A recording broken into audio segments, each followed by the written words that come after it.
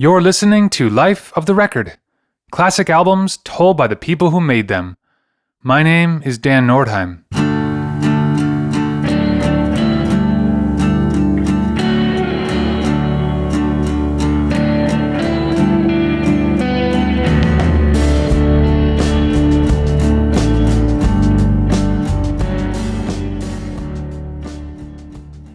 Spoon formed in Austin, Texas in 1993 by Britt Daniel and Jim Eno. They signed with Matador Records initially and released their debut album, Telefono, in 1996. A series of sneaks followed in 1998 on Elektra Records, but they were dropped by the label shortly after its release. At this point, they signed with Merge Records and released a string of albums over the next decade, including Girls Can Tell, Kill the Moonlight, Gimme Fiction, Ga Ga Ga Ga Ga, and Transference. They decided to take a break, and during that time, Britt Daniel formed Divine Fits, while Jim Eno produced records for other artists.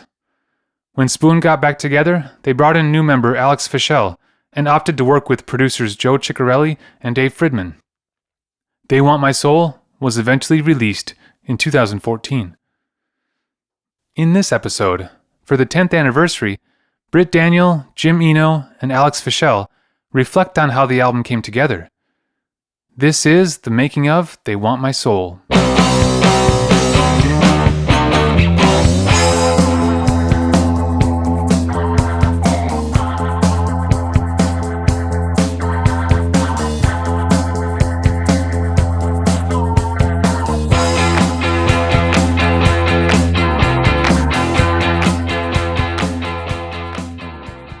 Hey, this is Britt Daniel, and we are here to talk about They Want My Soul, our record that came out in 2014.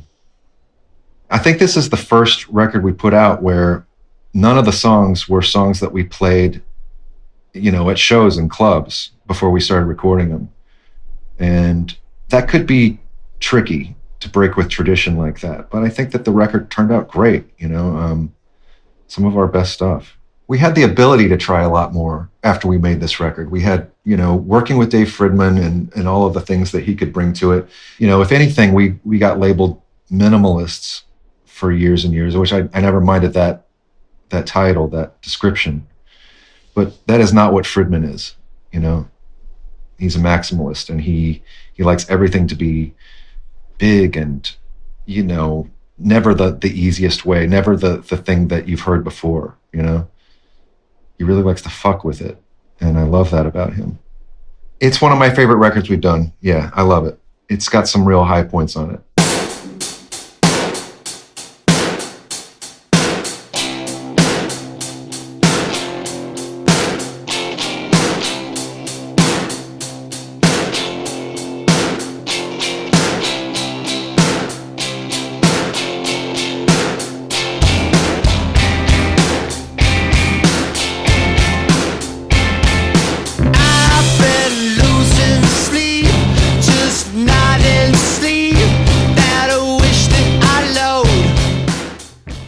We made a lot of records. We made 5 records between 2001 and 2010, and it was a wild ride, and it was a lot of fun. But I guess we kind of needed a break after that. I think that the records just got bigger and bigger as we went along through that decade. And then with Transference, we put out our sort of least commercial record, the weirdest record, the least inviting record, but we were playing it in front of the biggest audiences that we'd ever played in front of. It was a weird combo.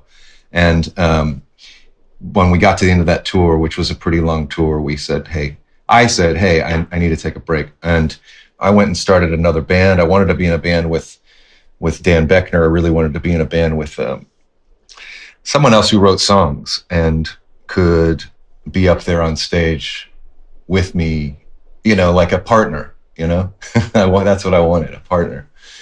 So we started that band. It was a good band. And I think that Jim went and really started producing a lot of records right then.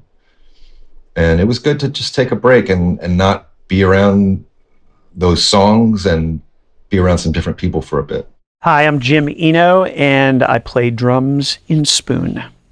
We had been pretty much going strong since about 1995. write, record, tour, write, record, tour. Got to Transference. We were all pretty burned out. We decided to take some time off. Britt did, Divine Fits, and I just did a lot of producing at that time. I think it really helped. It gave us some distance, and doing other projects helped us appreciate the project and working together. I feel like it was a good break, a well-needed break. But I do remember after all of that stuff happening, we did have a little sit down, and we were all like, this has to be fun to do. That's what I feel like the break helped us realize and helped us, appreciate, is the fact that, making music should be fun, and we should enjoy it, and we should enjoy being around each other and making good music. I also feel like getting Alex into the band was really a game changer with that. Yeah, so I met Alex with Divine Fits. We started out as a 3-piece, Divine Fits, and then we quickly realized we needed another person for going out on tour, and brought Alex into the fold. Alex was in a band that opened for Dan's band, and so by a very random occurrence, we ended up meeting Alex. I don't know, I really liked Alex's vibe on stage. I thought that, he was very into it. And that was part of the problem with the Transference thing, was I felt like I was up on stage without, I didn't have a partner. And so I knew that Alex was great on stage, was very, very into doing it. And I said, why don't you come over to Spoon? Hey, I'm Alex Fischel, and I played keyboard and some guitar on They Want My Soul. I met Britt in late 2011 or early 2012. I was 21 or 22, and I met Britt through Dan Boeckner. I had been playing around LA in a bunch of different bands, and one of them ended up opening up for Handsome Furs, and I got a call from Dan a few weeks afterwards, and he asked if I would come to this rehearsal, and I had no idea what it was, and I even almost canceled because I thought I was getting a little sick, but I just decided to, take Tylenol or whatever and go. And I showed up, and it was Britt and Dan, and I was kind of like, what am I doing here? And I thought that might be the end of it, I was so young. I was like, what would they want to do with me? And they just kept calling. And it ended up being this long, beautiful friendship that I have now. So I'm glad I went. Divine Fits was doing 2 shows in Vegas for like New Year's Eve in like 2012, 2013, going into 2013, I think. And I showed up for sound check on the second day, and I heard Dan and Britt talking about me, and I, of course, immediately thought I had done something wrong the night before. I think maybe we had like taken a little bit of mushrooms or something, and I was just being paranoid. And after the sound check, Dan told me, oh, by the way, like we were talking about how Britt was going to ask you to join Spoon. And I tried to keep it cool, but I went up to my room and kind of, celebrated with a friend that was visiting with me. And it was great. It was really, it was a wild thing to happen. His enthusiasm meant a lot. Yeah, we first got together in about, I guess, spring of 2013 as Divine Fits was starting to wind down. That's when we had our first rehearsals with Spoon getting back together and with Alex involved. I had this musical relationship with Britt already existing, but I didn't have any relationship or music relationship with any of the other people in Spoon yet. So I didn't want to come in and totally fuck everything up. But I also wanted to Britt asked me to do this for a reason. He wants me to be contributing in my way, and I want to be contributing in my way. So it was how do I navigate feeling like I'm putting forward ideas and, contributing without stepping on anyone's toes at first. And so eventually, once that's kind of settled and everybody's chill, it definitely opens things up more. I mean, he comes up with just so many great parts, and he is the kind of musician that is so talented that when you are working with him, you'll hear a little seed of an idea and then can take it in a specific direction. And he's always open to building on a part, or he's really great at taking direction. So I feel like adding him into the mix was a game changer for the band. We've always used other producers. I feel like, except for Transference, where we produced it ourselves, but don't really think, that went well. So we like having people to bounce ideas off of, people who are like running the show sound-wise, who have a vision for what the songs should sound like. So I feel like we always knew we were going to work with some producers. So I feel like we, started putting feelers out. We've done that on other records too, like we did work with John Bryan a little bit. We do switch it up. And so after Transference, it was sort of like a clean slate. I did a lot of Transference just on my own, absolutely by myself at home in Portland. That was the way we wanted to do that record, and it's one of the best records we made, but it wasn't as commercial. And a lot of people kind of jumped ship at that point, the people that just knew us for the underdog. But the people that really like Spoon, Transference is one of their favorite records. Anyway, yeah, we just said, let's do it with the producer this time. The combination of ideas is what we wanted to go for. Lost all my days, back masking beast, just for asking beast that I ought to be old. That's the rent I pay. Just like my brother would say it. Out amongst the stars and the stones, every kind of fortune gets sold. Come back to me just as I call. I'm not really sure how, but somehow we came up with the idea that we were going to record They Want My Soul in two halves. We were going to record half of it, then mix half of it, then record another half of it, then mix that. We had originally asked Dave Fridmann to produce the record, and he wasn't available, but he said he would have time to mix it. I had worked with Joe Chiccarelli on a single with Divine Fits, and so we'd worked together for maybe 4 or 5 days, and I liked working with him. And so that sort of worked out with our plan. So we'll do half of the record with Joe, we'll go mix it with Dave, then we'll do the other half with Joe, and then go mix the other half with Dave. But I'm not sure why we decided it should be done in two halves. I mean, it worked out great because we did that first half of the record with Joe. It went pretty well, and then we worked with Dave mixing that first half. And that went so well. Then we switched gears, and then Dave produced the second half. I mean, in my recollection, we were working with Joe, and then we went to Dave's to mix. And there was just sort of a vibe with Dave that, we really enjoyed working with him, and we really loved his ideas.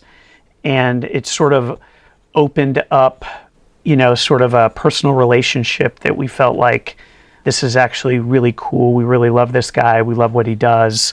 So we decided to actually, track with Dave. Yeah, his schedule opened up, and I guess it got slightly tense with Joe. We recorded with Joe at Sunset Sound. That's where we did the basic tracking for the first half of the record. And that was cool. I mean, just to record at Sunset Sound, where, we were in the room where the Doors recorded their first couple records, where the Rolling Stones, we did we shot some photos in that Echo booth where they recorded Give Me Shelter, where Mary Clayton actually got into the chamber and sang, and Mick Jagger was in there. We did a bunch of stuff in there just because they'd done it in there. And then once we'd done the basic tracking in LA, we went and did a lot of tracking with Joe in Austin. And, Joe would be there sometimes, and then he'd leave and he'd come back. And when he'd come back, I would have recorded a new bass line on Do You. And he'd say, "No, why'd you do that?" I said, "Because I wanted to improve the bass line," but there's a little bit of tension there. I think Joe really wanted to have a hit, which was not a bad idea, And then the first 5 songs, one of them was Do You. So that was kind of a hit. But I think he just wasn't really totally pleased with how we were doing things, which was very hands-on, and if he would leave town for a couple of weeks, we would keep recording. And then when he would get back, it inevitably would be a bit different from when he was last there, and so I don't know, maybe that was unsettling for him. I don't know. But Joe was good at a lot of things. He was really good at sort of sorting out where the peaks of songs should be and the form of the songs before we even started recording them. I would say Dave is more experimental in his approach, and Joe is more traditional. So, like, to me, that means Dave's going to lean towards the sonics of things, even though, like, he also is focused on the music and the songs, of course. You have to be.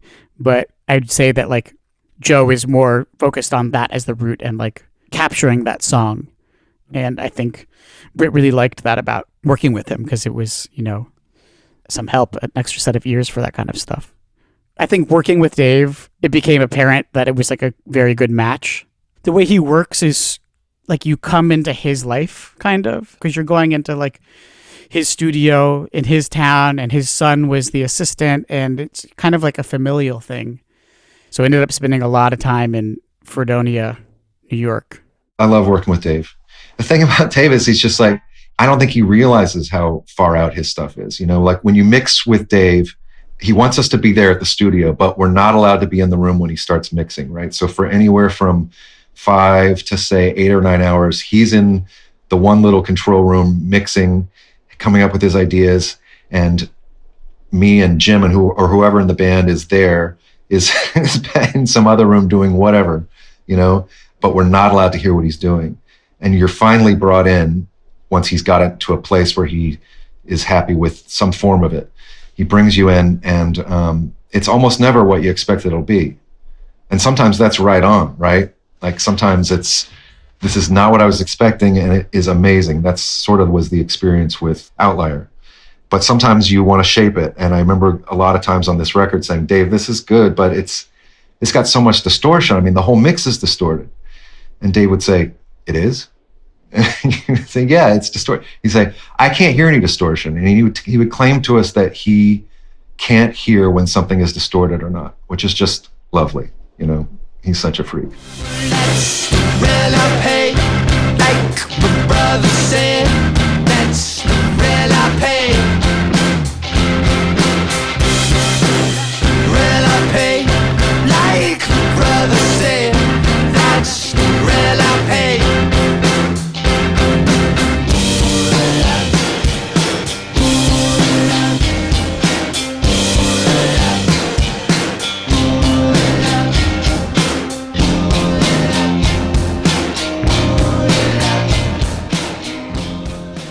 The original idea for that song, Rent I Pay, was I heard this Toots and the Maytals song called I Shall Be Free.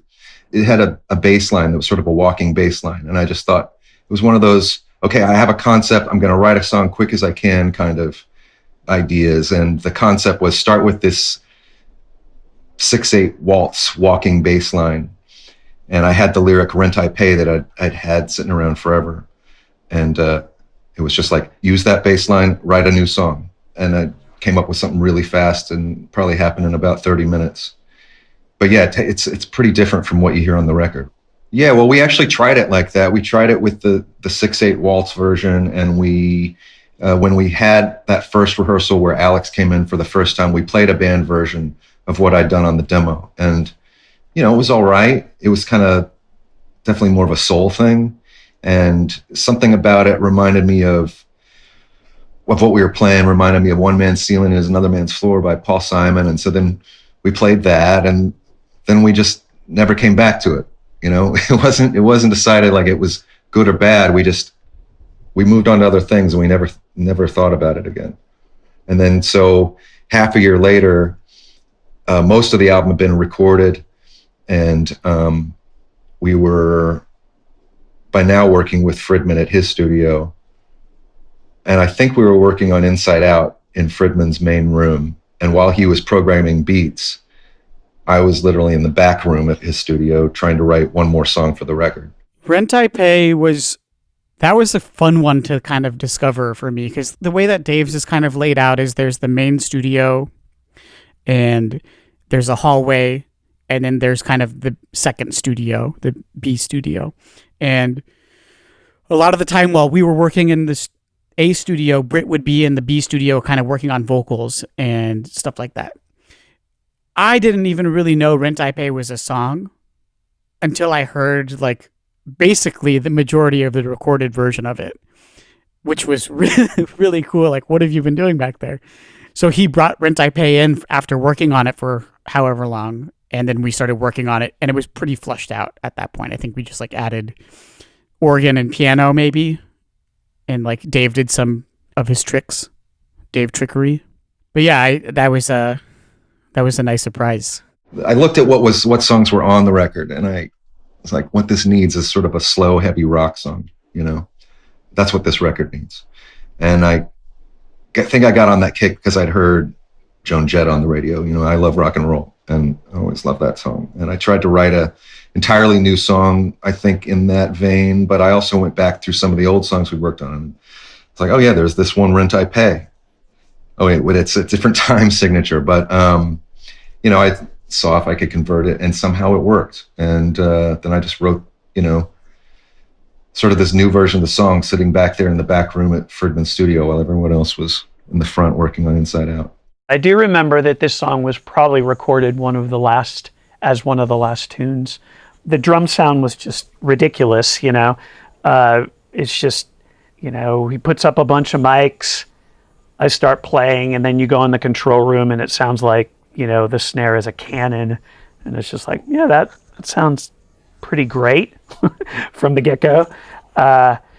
So I remember that pretty sure that maybe me and Britt got together to work on a little bit of the feel and the drum part and stuff. And, not to get too nerdy, but I felt like, so on Rent I Pay, I play it open-handed, meaning I play my hi-hat with the left hand, and anytime there's a kick drum, I play the floor tom. And so it's like boom, boom, chang, and I'm hitting the floor tom with the kick. And I feel like that was something that I stumbled upon that was really helping with the toughness and the impact of that drum track. And Dave really leaned into that kind of approach. And it has that Fridmann sound, that, just like blown out drum sound from the top, which is such a great way to start the record.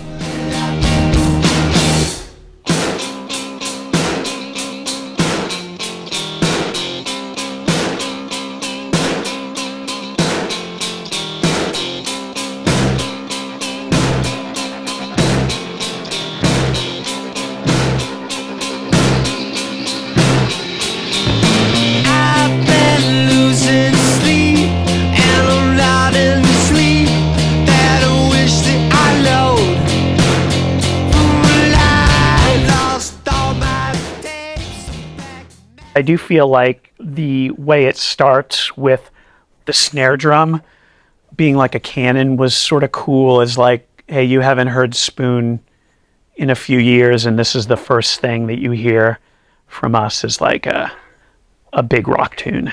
Yeah, that's right. I mean, I forgot that was the first song that anybody heard off of this record. We felt pretty good about it. That was one of those songs that when we would get done working at the end of the day at Fridmann's studio and we'd take the drive about 20, 30 minutes into town to go have a drink, we would be blasting that one over and over again in the car on the way there. It definitely felt good. We knew that was working.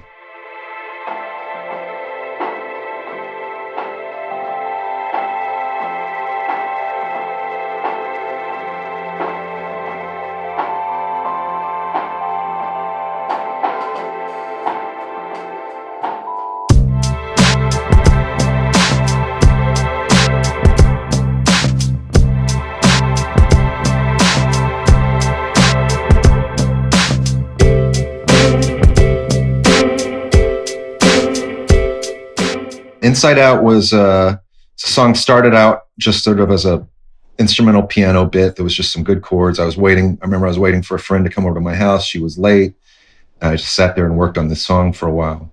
And I'd been reading about the theory of relativity, some gravitational time dilation stuff. And the next day I said, okay, I'm going to make a demo out of this. I just threw some words down about that over this little piano bit.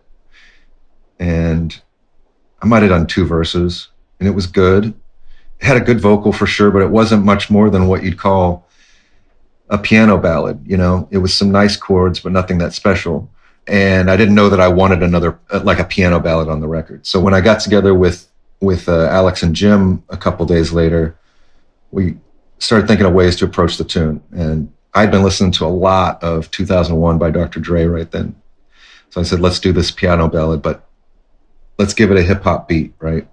And Jim was all about that. And I always heard, Alex was always playing the piano line to Still Dre, just goofing around. And so I knew he'd be down. At some point, Britt and I started listening to Dr. Dre 2001 a lot.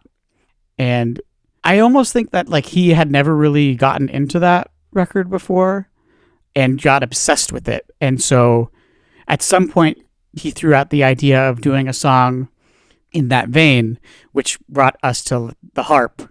So I think me and him had kind of landed on doing it with this like harp feel thing.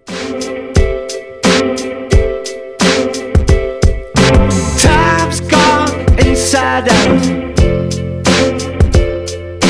Time gets to start it will. There's a tense gravity. I don't got time for holy rollers,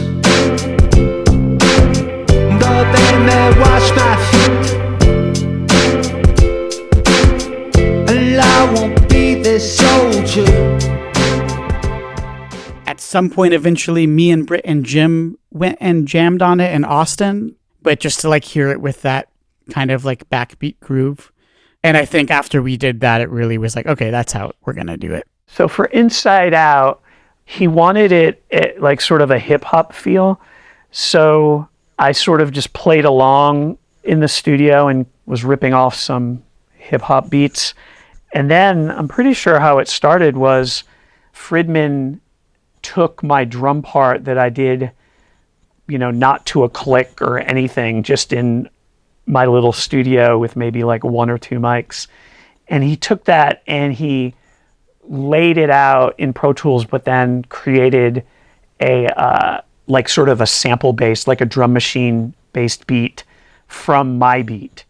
So he took every snare and every kick and then laid it all out and then snapped it to a grid. And then that was the starting of the song. So technically I didn't play on it, but I like sort of did because it sort of, he took my part and laid it out. So I thought that was a really interesting approach. We obviously, once we got that done, made a lot of changes to the part because it was sort of going from a rehearsal space first time hearing it. So, we would be like, that kick doesn't make any sense. Let's do this, let's do that. So that's how that song started. On paper, that may not have looked like the best idea, but it really worked. And all of a sudden we had this totally new vibe to this thing that was just a very basic ballad beforehand. And in that little session, that's where we just did a basic 2-track recording. And on the album, you hear that sort of more lo-fi version, that intro and the outro. That was recorded at that first initial rehearsal. Yeah, then we took it over to Fridmann's place. And we thought, since we're going to go down this Dr. Dre route, Fridmann might as well program the beats instead of doing live drums, which we almost always did, And he made it super long, left lots of space, and we thought, okay, maybe we'll fill in that later, or maybe we'll shorten it later. But it was just such a good, everything kind of fell into place, and all of these sort of glistening solos that Alex did I know at one point we were going to cut a couple of minutes out of that song, but I'm glad we didn't. It seemed to work. There's intense gravity in you. There's intense gravity in you. I'm just your satellite. I'm just your satellite. Ooh, I know the time's gone inside out. And now it's only like I told you. Though they may wash my feet, they do not make me complete.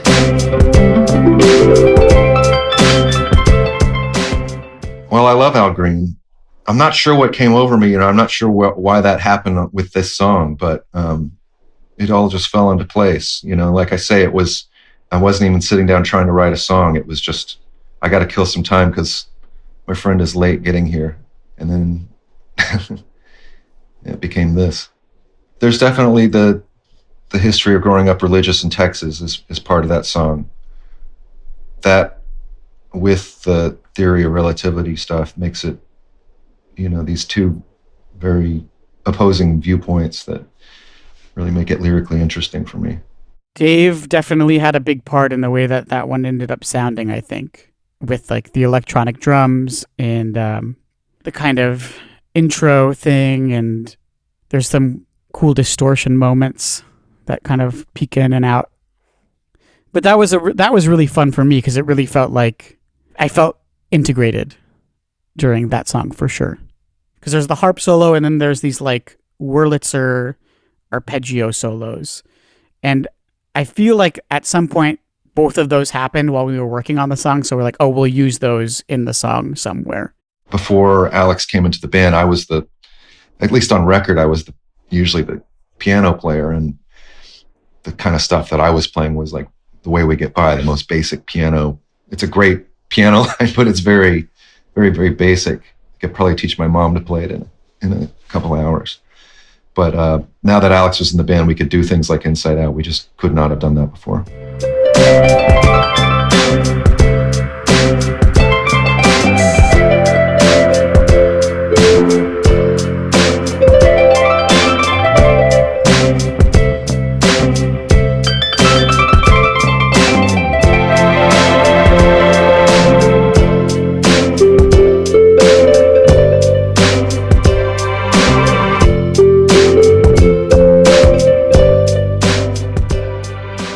The less listening one, the less peaceful one, is something that came up when we did that first initial recording, that first initial rehearsal. But that still left a lot of space. And I don't know, I think I just told Alex I wanted it to sound like a long, breathy, spacey bit. We just worked a long time just getting the sound right with the right delay and the timing of the delays. And it was a magic moment when he finally started playing that solo in that way with a thing that goes up. It was beautiful. Just one of the best parts. And it's something that we never would have been able to do in the band before Alex was in it. My idea for that was kind of like, I wanted to kind of mimic like a triggered sample in a way, like hitting a sample and it's not going to be perfectly in time. That song particularly felt like it was a change in the sound for sure. I mean, when we made the next record, we kind of referenced that sound as like, okay, what if we made a record just kind of like that sound? But yeah, it felt like a new kind of thing. And yeah, I think that's what like helped me feel like a part of it. Like I was there helping discover something new or something like that. Time keeps on going with. We got nothing else to give. We got nothing else to give. 'Cause our time's gone inside out. I don't make time for holy rollers. There's only you I need. They do not make me complete.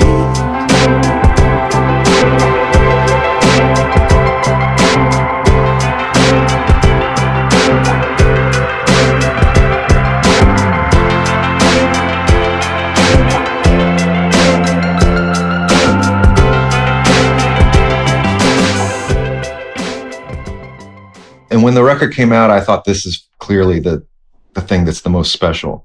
Inside Out was. And, it wasn't the first thing that we released. We put out Rent I Pay, and then we, really made a push with Do You. And so Inside Out was not the big push. And so for it to eventually have become the most played song on the record, or maybe that we've got, yeah, it says something. It tells me that people are listening. I knew it was special,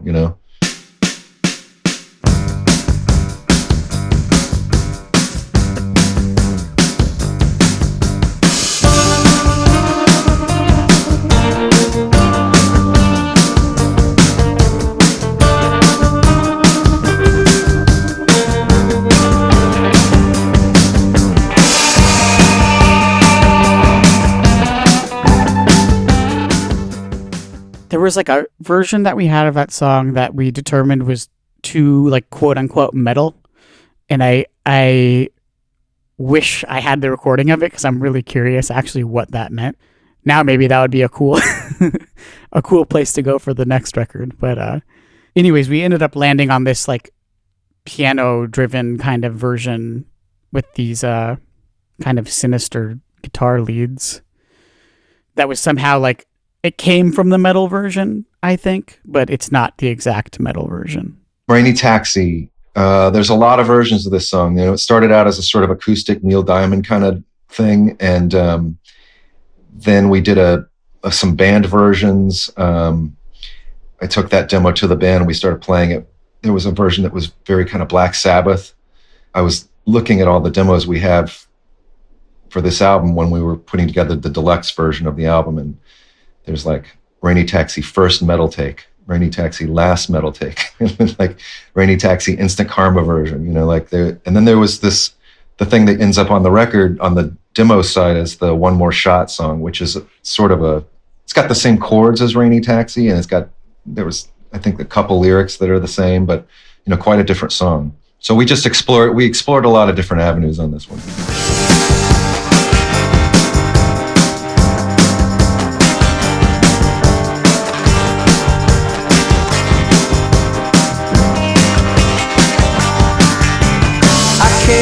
Last night I had no good news. I came home last night, I had no good news. And you received me through the brightest flash of apocalyptic crime. And if you leave, I'll never sing another tune. It was an apocalyptic love song. That's all I really remember. I remember thinking that the bridge was maybe the best part of the song, and we recorded that one with Joe Chiccarelli, and I think he really tried to talk us into doing the bridge more than once, and you know, to have it 2 or 3 times in the song. And we really we just didn't want to do that. It was just like that was the peak, that was the thing. We wanted it to have this one special part. And I remember Jim and Joe arguing quite a bit about that. I mean, I love the bridge of Rainy Taxi. It's great. One of my favorite bridges. Fridmann did produce that one, but we had gone over it with Joe Chiccarelli, and that's when Joe said, have the bridge happen more than once. Maybe that's why we didn't record it with Joe. I don't know. But yeah, as it turned out, yeah, we just did it the one time. Put on your red shoes, sing it to me, lover girl. When you do my love, forget the world. And if you say run, I may run with you. I got nothing else, I got nowhere else. As the sun goes fading in the west.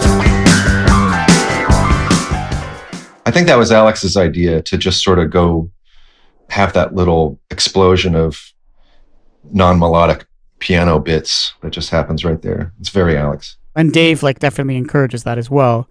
I mean, I remember recording the piano on Rainy Taxi, and he just threw a mic, like it seemed arbitrary to me, but like I don't know if it was. He just threw a mic up in this, you know, quote unquote arbitrary place. Probably not arbitrary, but in my mind, I was like, oh, wild. And it was just like a weird, cheap mic. And then like put it through a Chaos Pad without really ever talking about it. A Chaos Pad is like, it's this box with a touchpad on it.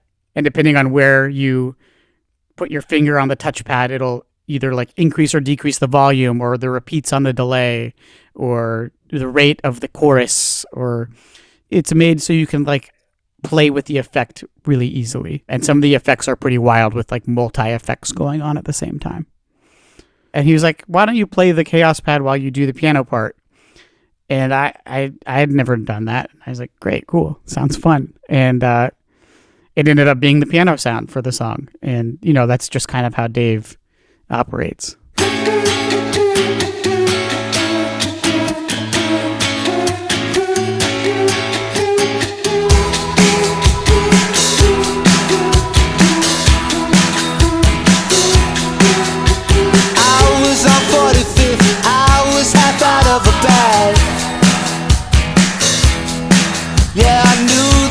saw me, you laughed when I looked back. I lived on 45th Street and Avenue A in Austin. I think that's where that line comes from. Yeah, it does feel nostalgic, those lyrics. I'm not sure where they all come from, but something about Austin. I was half out of a bag. My favorite parts of that song are the things that came last, the sort of the falsetto doo-doos, do-do-do-do-do that happens at the beginning and a few times in the song, which is total Mick Jagger. You know, if you listen to like Waiting on a Friend, for instance, it starts out with this amazing falsetto, almost acrobatic vocal by Mick Jagger with the reverb on it. It's just beautiful, right? And the song had come along. We had it in a good place as a band song, but it needed some kind of kicker. It needed something to really invite you in at the top, and that's where I thought of trying to do a falsetto vocal there.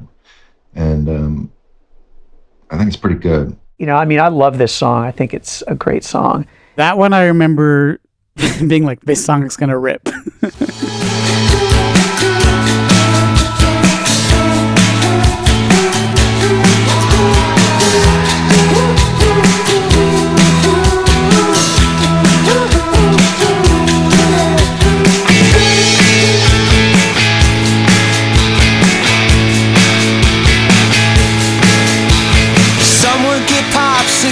Someone do something about this heat, 'cause it's late in October and cars still melt in the streets. Yeah, we recorded this one at Sunset in LA, and I remember Joe saying that the song needed a peak, and that's how the idea of that sort of dropout and the white noise burst happening. You know, I was in the studio and tracking it, and then we were playing it as a band, but mainly we were trying to get the drum track, and it just wasn't hitting yet, you know. And Joe was like, he's like, man, it just doesn't sound like a record yet. And I feel like that little tidbit clicked in my brain, and I'm like, oh yeah, okay, I see what he's saying. And I just felt like I had to play it more like I was playing a live show as opposed to like I was playing it in the studio. So I feel like, yeah, I definitely hear that. I'm playing it a little bit too laid back, you know? And then, so we kicked off the next time right after he said that, and I immediately could see through the control room that he was like bopping up and down. And I'm like, okay, yeah, this definitely feels a lot better. And I'm pretty sure that whole thing is one take after he gave me that feedback. So, it was definitely a case where I felt like it was a good recognition of, you know, the recording process and sort of having the producer understand what was happening, and then, you know, mention one thing that wasn't, you know, antagonistic or putting me down or anything, but it just was a really good indicator of how we can get the track and how I should play. You know, I felt like that was a good moment, and I feel like the track feels exciting from a drum standpoint. You tiptoe for ages, but lose yourself, flipping back pages, unbuckling belts. All love, that's the way love comes. Do you, don't you know that's the way love comes? Do you feel it black and blue?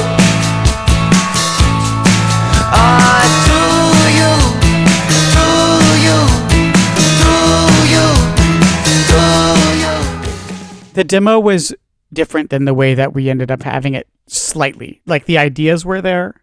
Like Britt had changed the way like the doo-doos were sung from the demo.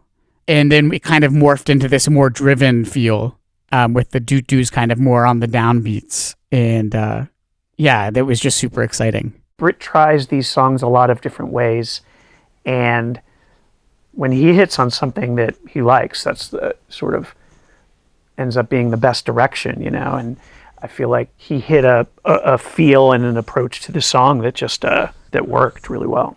We started early on it, maybe even pre-Divine Fits. We never played it with Divine Fits. It was, I wrote it as a song called The Way Love Comes, and that you hear that version of it on the demos.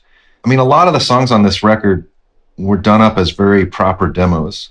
And when I say proper, I don't mean like recorded in a proper studio. I mean, I really spent some time with making these demos. And then the song would sit there in that way for a bit, and then I'd get bored with it. And so I'd do another demo and try it a different way. So this song is like that. I mean, I don't know what's wrong with the version of the song that's called The Way Love Comes, but when Spoon actually starts playing Do You, the song form has changed. There's some new chords in there. The words have changed. And so it kept morphing. And that's totally what it is, a Kinks kind of beat. And Joe really liked it that way. And that was almost the way we recorded it. And I liked it that way too, but I thought, we've just done this before. It sounded too much like maybe Don't Make Me a Target or The Way We Get By, or, we had a few songs that had that sort of dunk, dunk, dunk, dunk, dunk kind of beat already. And I just didn't want to, I wanted to move forward.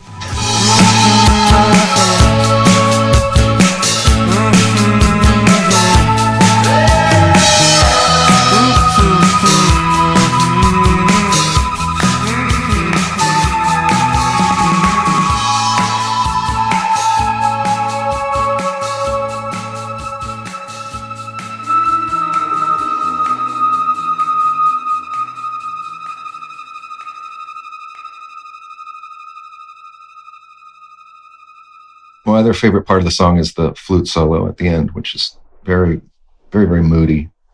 That's Alex. All Alex, stripped in reverb. I had just gotten into Austin. Like, it was the nighttime, and they had been working for that day already. And I walked into the studio, and Britt was like, can you do like a kind of like 1970s New York kind of solo on the outro here? I was like, yeah, sure. Like, I'll try it.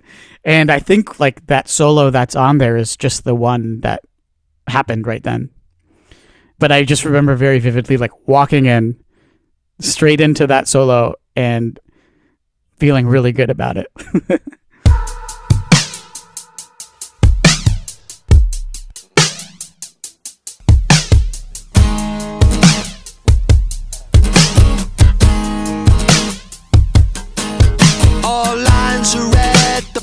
Is done. After hours is on and out there, make another one.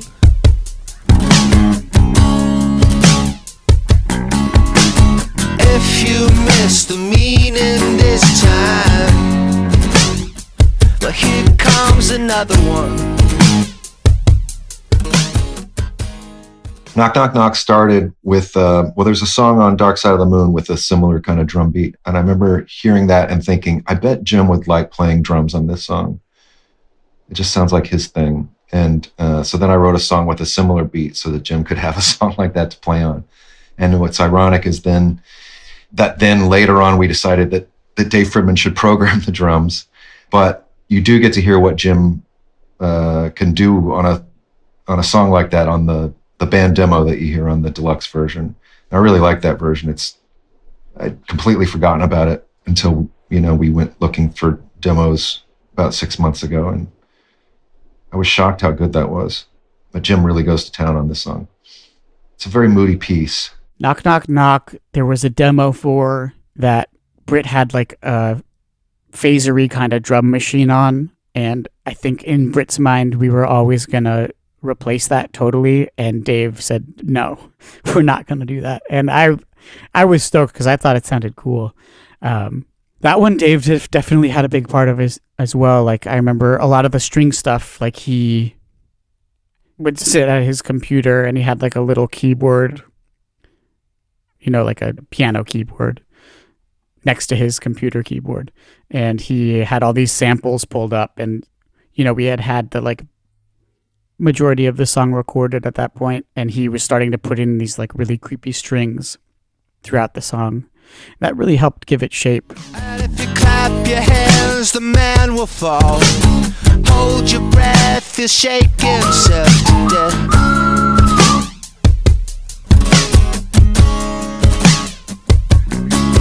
And the scenes get rearranged.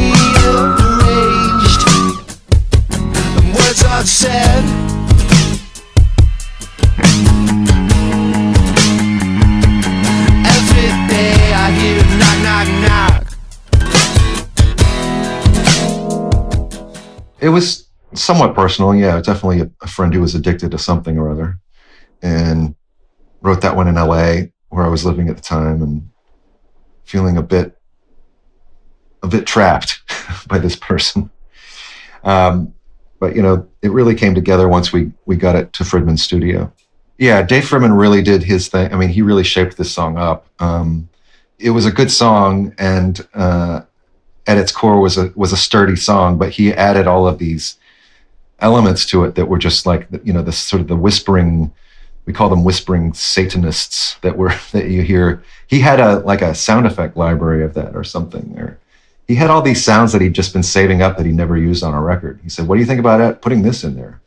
And I said, "Yeah, that's amazing." Then there was the very far out guitar solos that kind of sound like a drill, and the creepy strings that kind of zoom in and then fade away. And, it was all very Fridmann.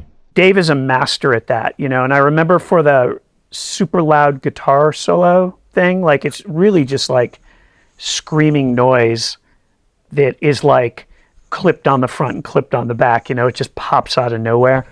We were going to track that part, and I remember Dave just went into his pedal box and just grabbed, I don't know, it was like maybe 10 to 15 different pedals and just like laid them on the control room floor and just started hooking them all together. And then Britt's playing the guitar and he's just putting the sound through all the different pedals until he got the sound that's on the record. I don't even know how many pedals we finally went through, but that's the kind of like fun experimentation that we did with Dave. He's very cool about that kind of stuff and very open to experimentation. Those like guitar solos were very reminiscent of Beast and Dragon to me, where it was like these kind of skewed and messed up guitar solos that had a lot of emotion still to them, but weren't what you would traditionally call a guitar solo.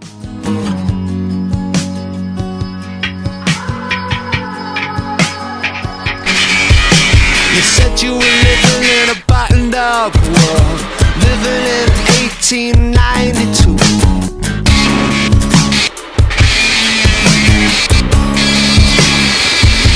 I don't want nothing they could say to convince me, or to blame nobody but you. Outlier. Yeah, so Eric Harvey and I decided to do like a little writing session. It was just me and him. And so we got together at my studio and we just came up with a bunch of like drum, bass, and keyboard ideas. We did about 3 tracks and sent it over to Britt, and I guess we got lucky and he, figured out something melodic to sing on top of it. So that's sort of how the song started. Yeah, this one started, I think, as a sort of instrumental track, like a jam that Jim and Eric did together. I think maybe they were alone when they did this, and which is totally unusual. I'd say that 95% of the songs that are Spoon songs start with either me or me and Alex working, on our own. But this was nice to have been just handed this great creepy track, creepy but like a great beat to it, And I think that they came up with maybe 4 or 5 tracks during this session, and this is the one that I thought, okay, I can do something with this.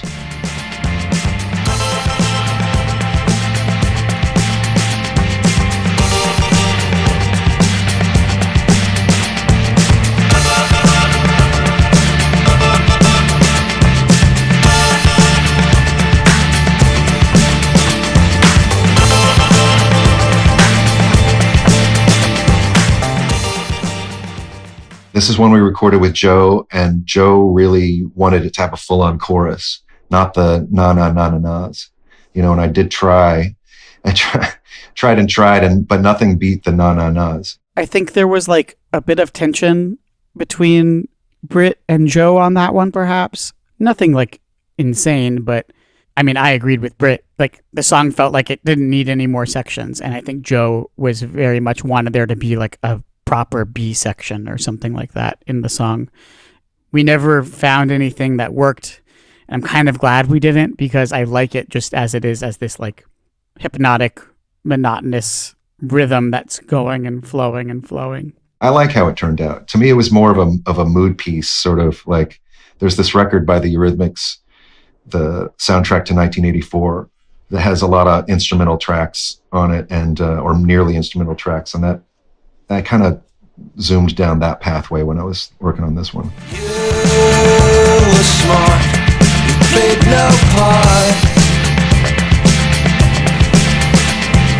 You just thought what you thought, yeah. And I remember when you walked out of Garden State, 'cause you had taste, you had taste, you had no time to waste. I was with my friend Emma, who we went to go see Garden State, and she insisted that we leave. She was, I think we saw about 30 minutes of it, and she'd had enough. She just wasn't to her liking, and it was just a song about her. She had moved to Switzerland, and I never got to see her anymore. She's happy in Switzerland. That's great, but I miss Emma. But it's the first song we worked on with Fridmann. At this point, he was just going to be the mixer on the record. And I talked to him on the phone, but I never actually met him. And his studio is kind of out in the woods and a long way from Buffalo, the nearest biggest town. I flew out to Buffalo and I rented a car and I drove way out into the woods to his studio and let myself in and spent the night in this room. And then Dave came by the next morning and I met Dave for the first time, and he just converted this song into this, it was something that was kind of there, and he turned it from something that was kind of there into something that was totally there. He created this sound world for it. And he was right. He told me, even if I can't, at first he wasn't going to produce the record. And he said, even if I can't produce the record, I can really add something in the mixes. And he really did. He changed the form. He made it this sort of trippy. He reversed a bunch of the vocals and used them as ambient elements, and, changed this verse goes here instead of here. And, he added a lot to it, and I loved it. And I thought, from the start, I was just like, this relationship with Dave is definitely going to work. Oh, what happened to you, kid? Yes, Lord, what's happening now?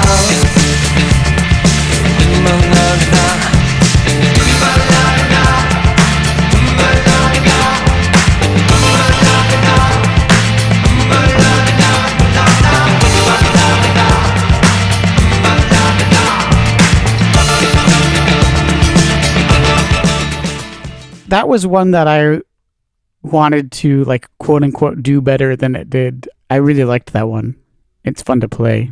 When we toured last year, I think we played Rent I Pay, Inside Out, we played Rainy Taxi, we played Do You, we played Knock Knock Knock. I mean, I think we even played Outlier. So there's songs on here that are not going away.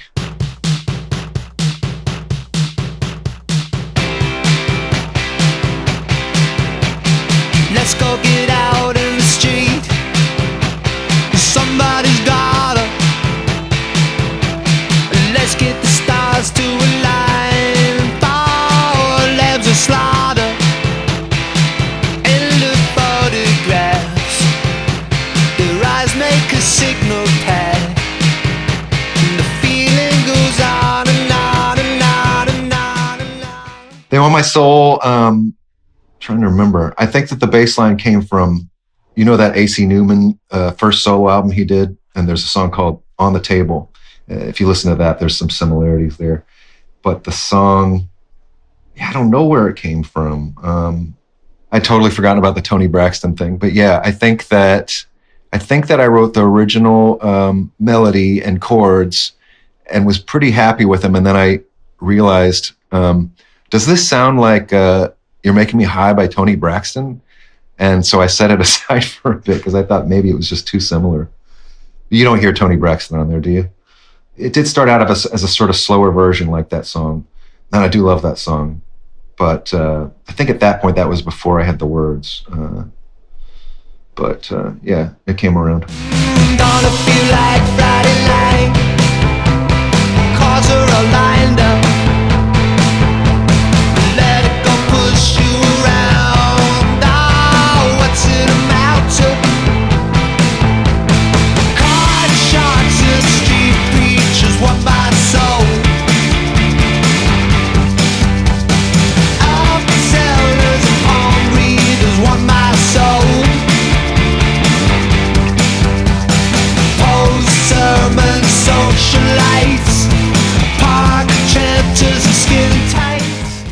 I had this title, They Want My Soul. That just seemed like a good song title to me. And then I wrote a song around it. Yeah, it was fun making that list.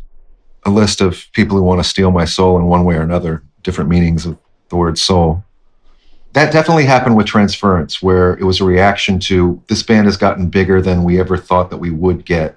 We've done things we never thought we would do. And so it was a little bit like, we just never thought that this would ever happen, you know? And it just felt like we could do no wrong, for one. And also we just didn't know that we needed to do anything for anyone other than ourselves. That's where Transference came from. Let's make a weird record. Let's make a record that we're going to produce it ourselves. And even if it doesn't succeed on every level that we've succeeded with records before, we're going to fall down in a way that's going to be really interesting. I was happy with where I was at when I was making this record. I was happy to be working with Spoon again and to be, working with Jim and for the whole thing to feel new again with Alex brought in. Let's go lose track of time. Somebody's got it. Let's get the stars to align. Fall lambs of slaughter. Educated folk singers want my soul. John F. still wants my soul. Yeah, when I first met Alex, which was not too long before this record was made, he told me he could not play guitar, and then he's playing a lot of solos on this thing. He's playing a lot of the guitar. Yeah, definitely a rock and roll record. That one I definitely play guitar on. And I remember that, yeah. In like the chorus sections. These like bigger chord things. Because I remember being like, whoa, I'm playing guitar on a record. This has that weird solo in it, doesn't it? Oh, yeah. I just remember Dave editing that guitar solo at the end. Like how it's sort of glitchy and stuff. I remember Dave doing that, and we're just like, go, Dave. You have a vision. Just, go for it, and we'll let you know if we like it. All they want's my soul. Yes, I know it. They want my soul.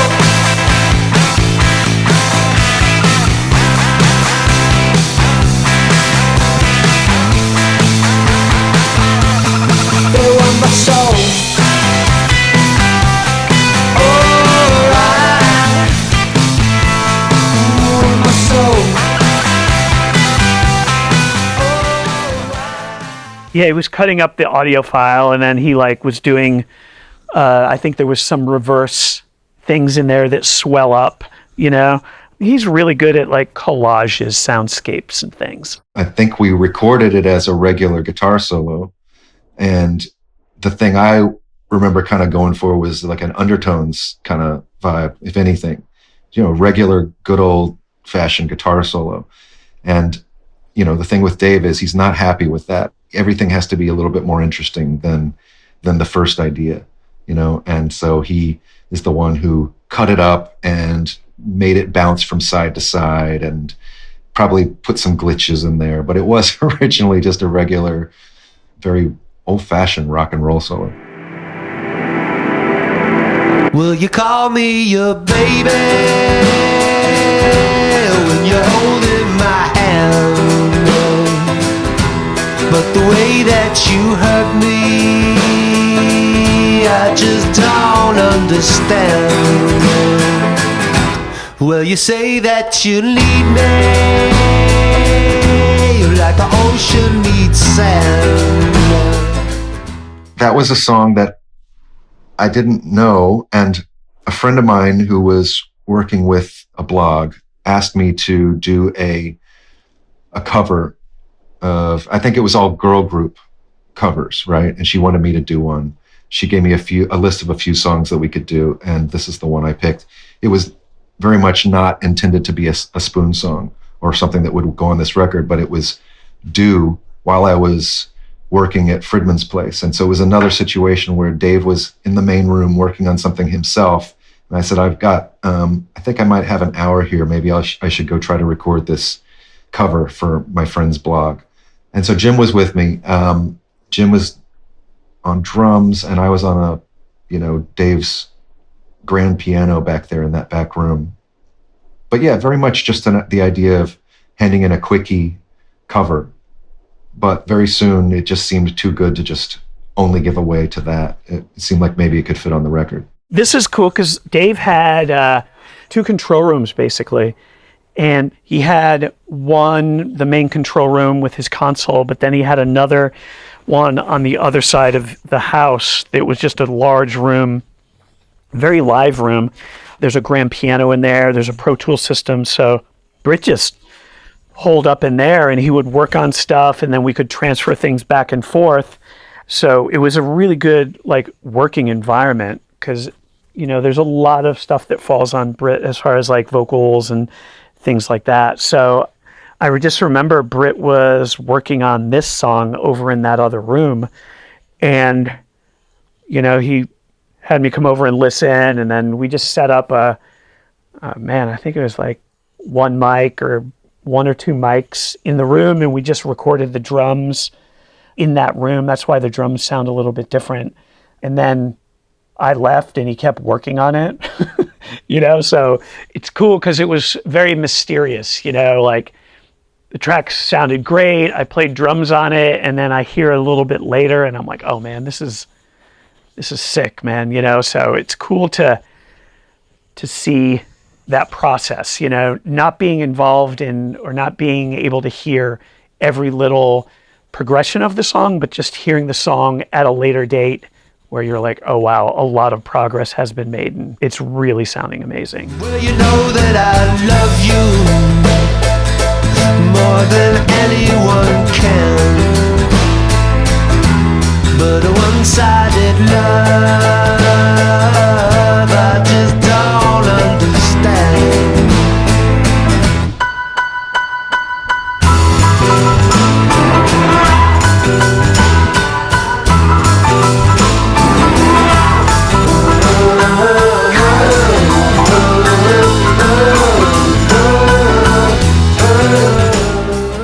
She sent me the Anne Margaret version, and once I picked the song, then later I realized that the Beatles had covered it as well.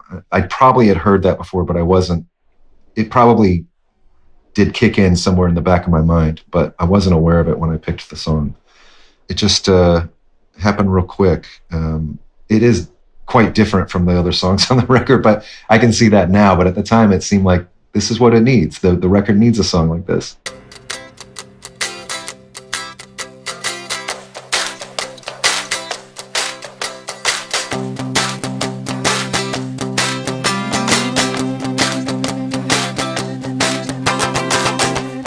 Auction off what you love, it will come back sometime. Lock it up, what you love, and it says let me be mine. I mean, I love the feel of this track. I love the swing of it, I just know that I'm pretty sure I was playing along with that loop. There's the loop that starts the song, which I think, I know Dave helped with that, but we needed it to be sort of filtered and small, so then when the drums came in, the song would sort of open up and be bigger. So I'm wondering if this was the one. I know there was one where I played practice pads. Dave recorded it and then filtered it all down. Could have been it. Let's go with that. Lock it up, what you love, and it says let me be mine, let me be mine.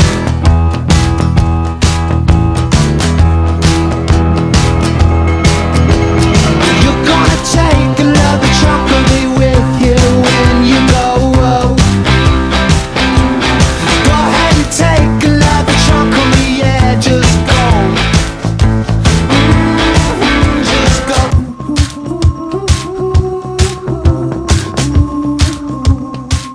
Let Me Be Mine started out as the demo that you hear on the deluxe version on the second disc. It was quite different from what you hear on the record. It was, I think I just started with the beat for nightclubbing, and programmed that onto some rudimentary drum machine, and then got a keyboard and ran the keyboard through a distortion pedal and just held down the keys for long notes. And that was how Let Me Be Mine was written. Just very different thing from what you hear on the record.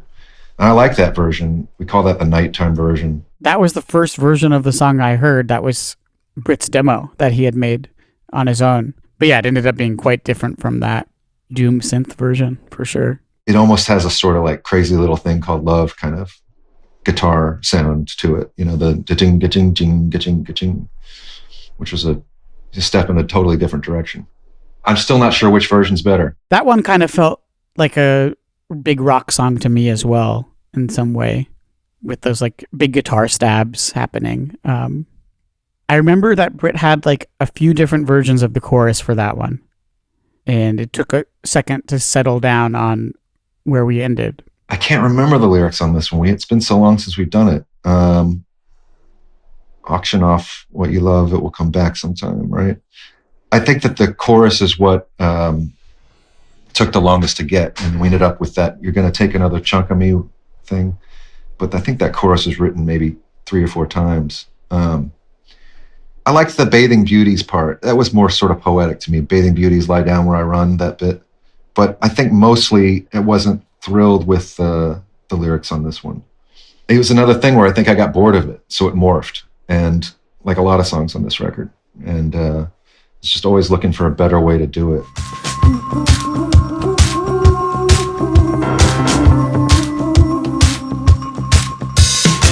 Soft extensions set to stun.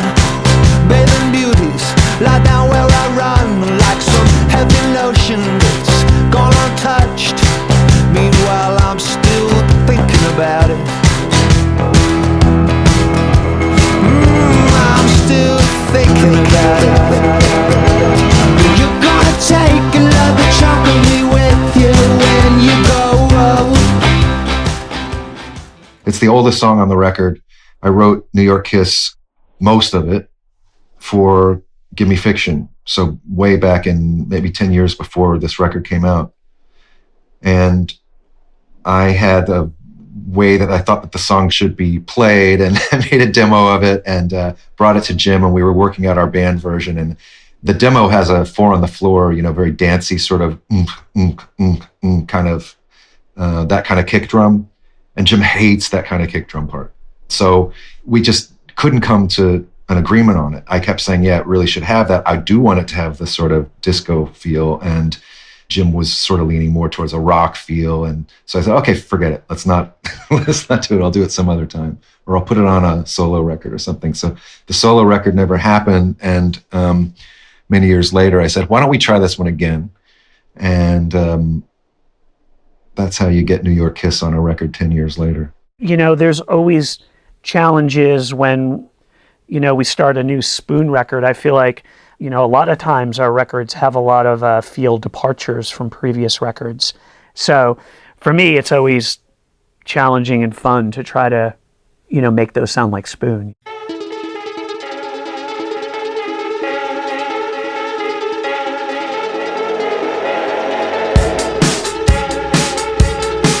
Yes, I got shook up, but that's all good. It all kept to me none until I go back.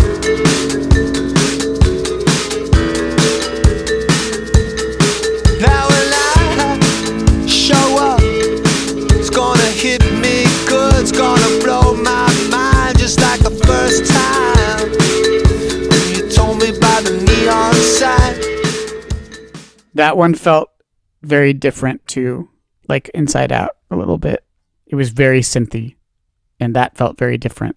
Some of this stuff with the keyboards is probably like the Alex influence, you know, where it's like, hey, it needs something here. Let's, you know, pull out the Nord or one of Dave's synths or something like that.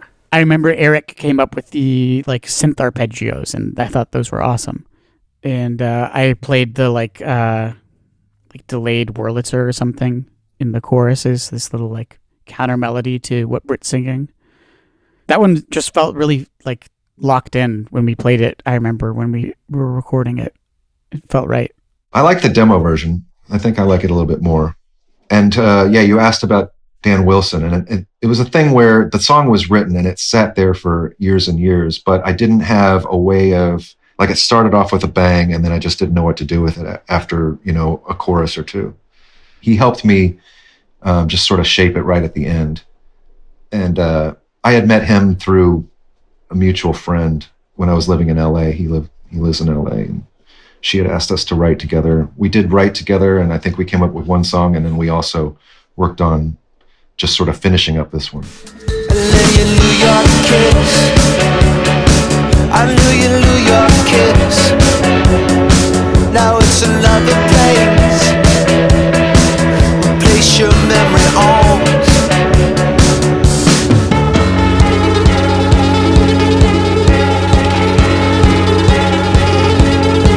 I come past, I look past, and I know that it won't get to me at all until I go there. I didn't think this was the perfect closer. I know a lot of people really like this song. It's not my favorite Spoon tune. And usually we usually end our albums with something pretty damn good. And I think this one just didn't really ever come together for me, but it just fit at the end. I wanted Rent I Pay to be up front. I wanted Inside Out to be up front.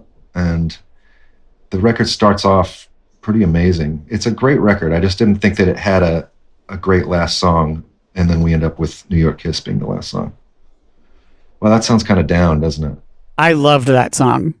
I still love that song. I wish we played it more, honestly. I get people telling me all the time how much they love New York Kiss. I think maybe my opinion on it is tainted by the recording process and how it just didn't, how you said it was a bit of an outlier, and it's very, very synthy, it just wasn't how I pictured it, but that's how it ended up.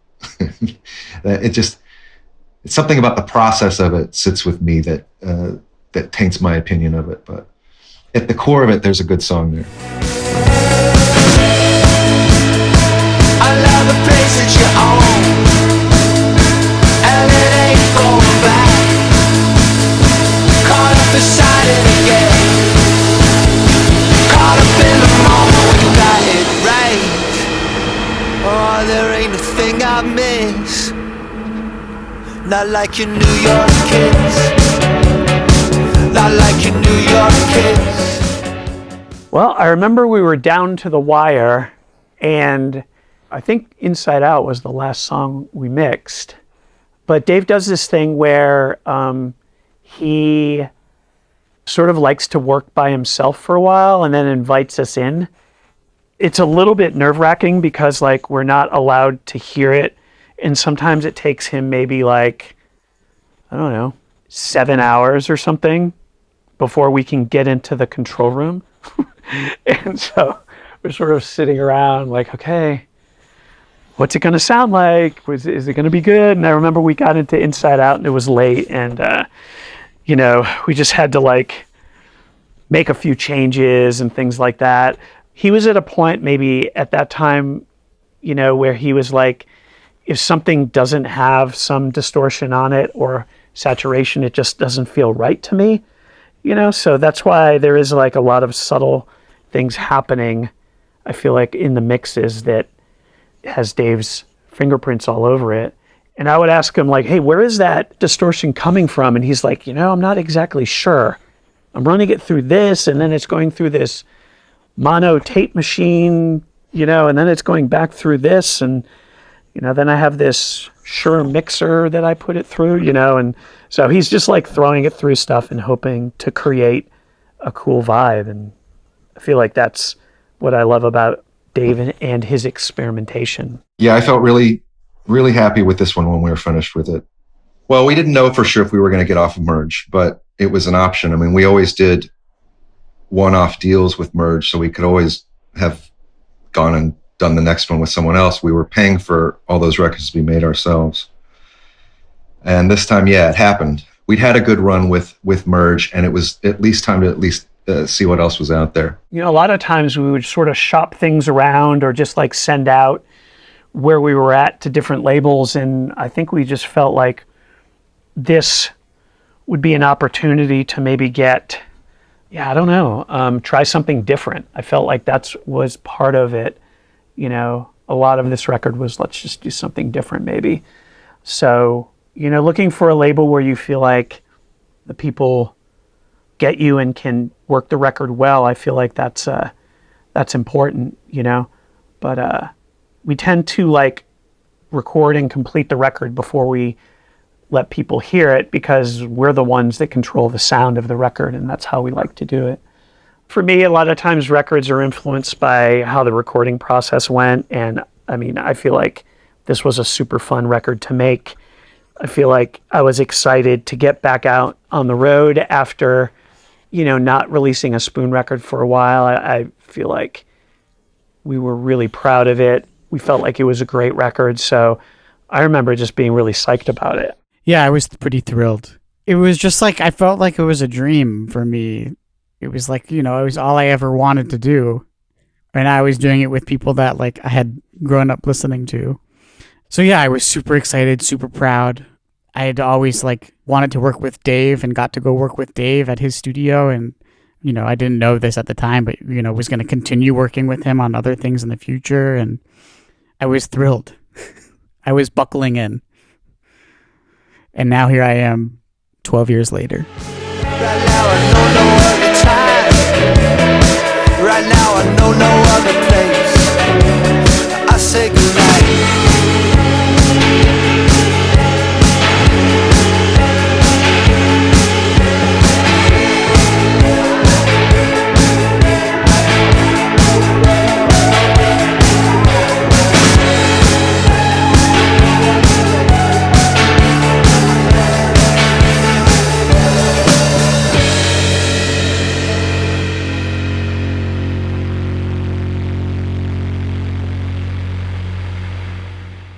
They Want My Soul. It sort of was like a sound departure, you know, but I feel like we were leaning into keyboards more and Alex more, and then also Dave Fridmann's style is all over it. So I feel like it's good to switch things up, especially when you have the number of records that we've released, you know. And I do feel like this was a departure, but I think it's a great record. I think there's like a shift in the sound a little bit. It maybe sounds a little bigger. You know, a lot of things changed. Like it was a new producer. I was new. So there was probably like a freshness and an excitability to the whole process. They Want My Soul will always mark a really specific and exciting time in my life where I was brought into this group and it changed everything. They Want My Soul. It's one of our best records.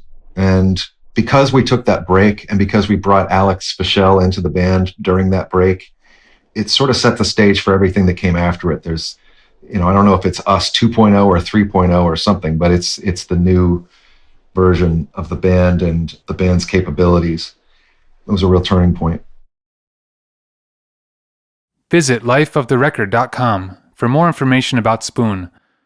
You'll also find a full transcript of this episode and a link to purchase They Want My Soul, including the recent deluxe edition. Instrumental music by Charlie Don't Shake. Thanks for listening.